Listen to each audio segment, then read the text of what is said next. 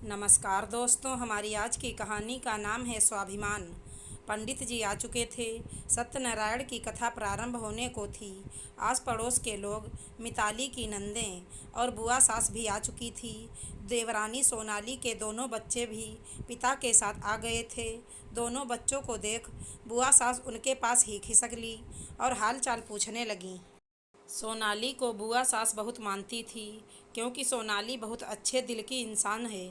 सहज और सरल व्यक्तित्व है उसका।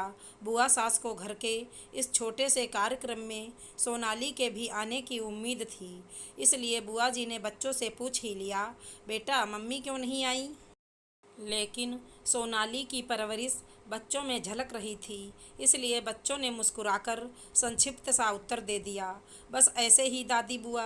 कथा समाप्त हुई। सब लोग प्रसाद ग्रहण करने के बाद खाना खाने को बैठे। बुआ जी ने कहा, आज सोनाली भी आई होती तो कितना अच्छा होता।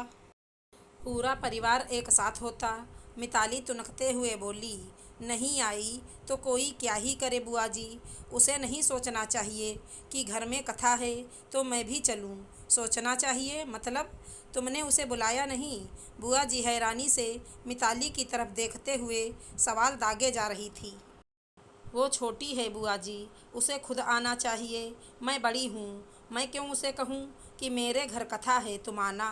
अपना घर समझकर आना चाहिए उसे।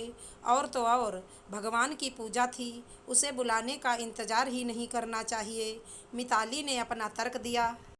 रिश्तों के बीच कई बार छोटी छोटी बातें बड़ा रूप ले लेती हैं, और यही छोटी छोटी बातें रिश्तों में दरार डालने का और उन्हें तोड़ने का काम करती हैं। इससे रिश्तों में खटास आती है। यदि ऐसी ही छोटी छोटी बातों का ध्यान रखा जाए ना मिताली, रिश्तों को संवारा और सुंदर भी बनाया जा सकता है। और तुम्हें ये क्यों लगता है कि जो छोटा है वो बिन बुलाए किसी के भी घर चला जाए? स्वाभिमान नहीं होता छोटों का क्या?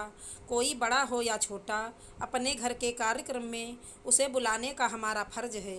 तुम खुद को सोनाली की जगह रख कर देखो मिताली। क्या तुम किसी के घर बिन बुलाए चली जाओगी?